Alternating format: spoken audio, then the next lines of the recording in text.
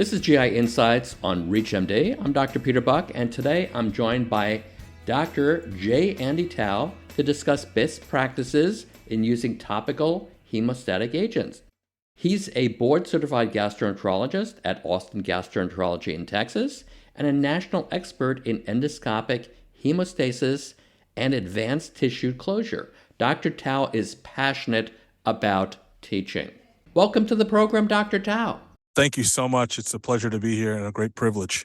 Dr. Tao, let's start out with some background. What are the 5 most important uses for topical hemostatic agents? I always believe that topical agents basically comprise kind of the fourth and final armamentarium of hemostasis. The first was injection, then mechanical with clips. Thermal was third, and now topical is kind of the fourth and probably final chapter of hemostasis.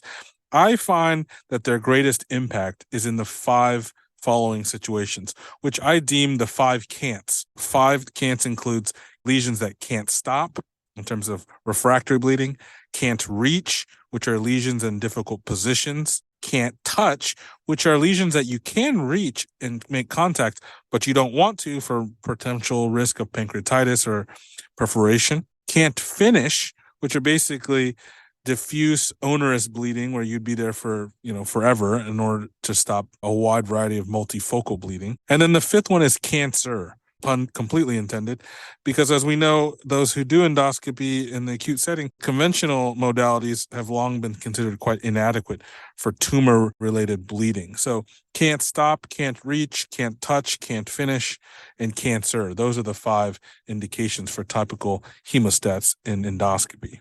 Thank you very much for that. So let's move on to specific agents. What's the data regarding TC325 called hemospray used in peptic ulcer disease, lower GI bleeding, and malignancy-related bleeding? In terms of peptic ulcer disease, there was a large prospective single-arm open-label study called the HALT study, or Hemostasis of Acute GI Luminal Tract Bleeding. And that study was one of the foundational studies. It included 66 patients with peptic bleeding, and they were treated just purely with monotherapy hemospray. And it showed quite good results. 91% of patients, 60 out of 66, had immediate hemostasis. Rebleeding rates, which were defined as at 30 days of follow-up, were about 12%. That's an important number to remember, 12 to 15%. That's important. Keep that in mind when you're treating these peptic ulcers. In terms of lower GI bleeding, there was actually a special study that was prospective and multi-center, and it looked specifically at 50 patients who had lower GI bleeding and just underwent monotherapy hemospray as well. And this cohort included mostly post-polypectomy bleeding, but also some diverticular bleeding and a few tumors as well. And in this case, 98% of them, all but one, achieved immediate hemostasis. Now, for malignancy-related bleeding, the story is flipped. There really isn't any better agent than topical agents, and specifically hemospray, again, with the lion's share of data, had 2 recent meta-analyses showing that primary hemostasis can be achieved in 94%, and overall rebleeding, which is usually 30 to 60 days in this meta-analysis, was around 24%. So that's pretty good level 1 RCT data included in that. Excellent. So what can you tell us about polysaccharide hemostatic systems, also known as Endoclot, and how does that compare with hemospray?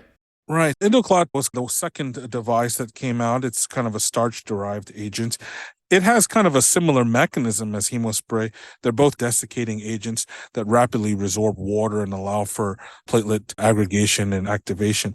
It has moderate levels of evidence. For example, there was a randomized trial of 216 patients comparing Endoclot to just standard endoscopic therapy, and it showed hemostasis immediate success rate of around 87, 88%. So honestly, I think it's a very comparable device, but there are some technical differences that are important. For example, hemospray is delivered through basically a charged carbon dioxide canister under pressure. Endoclot, however, is actually delivered through room air. It has an air compressor. Endoclot only contains either 3 to 5 grams worth of material, whereas hemospray contains a whopping 20 grams. So we're talking about a 4 to 7x amount of ammunition when it comes to powder. The propellant is CO2 versus room air. Hemospray has CO2. And the catheter sizes are also different, 7 French for endoclot, and hemospray has 7 and 10 French.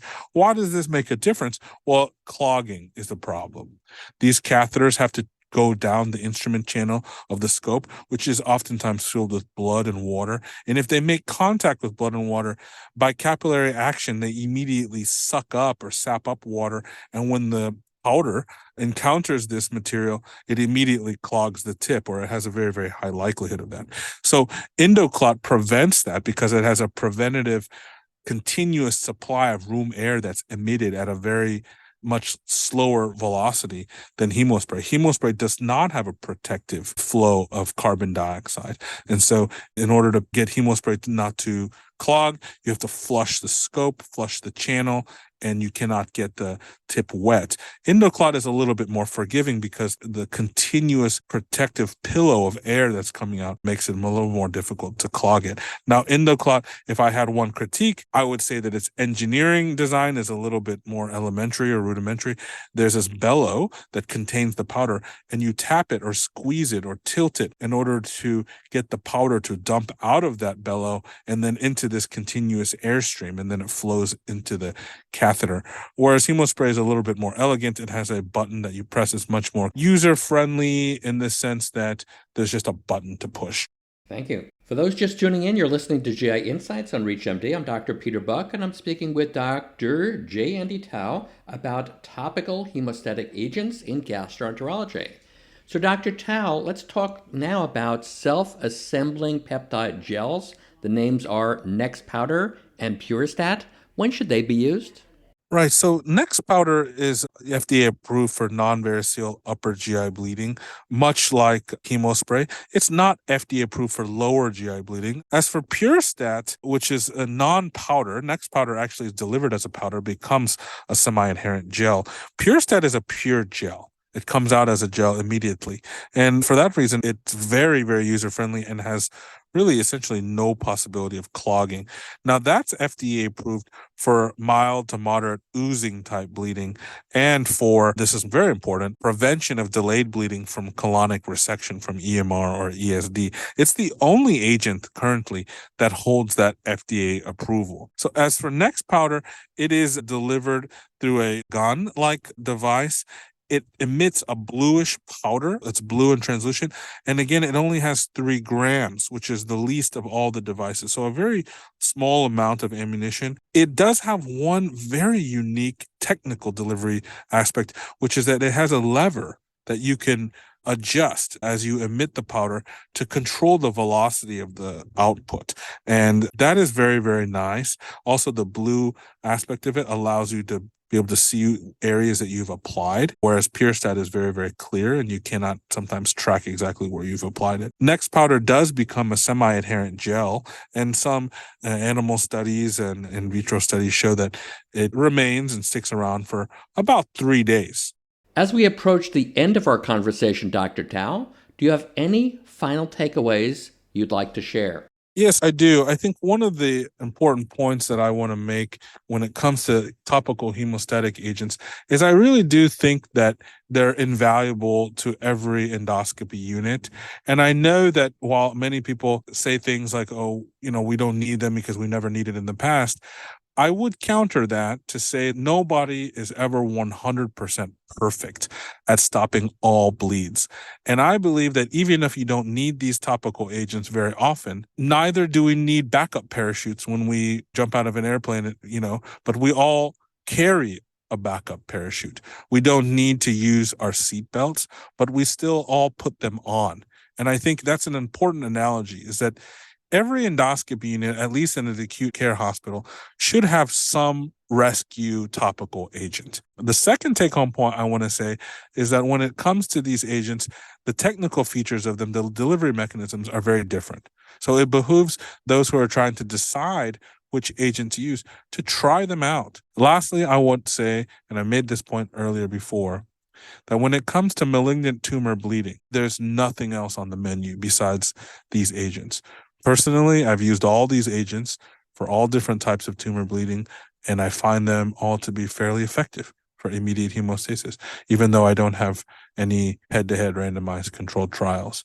And so when you're facing that and the patient's having recurrent bleeding, which is really one of the great challenges in GI, I think we've finally come out with an answer.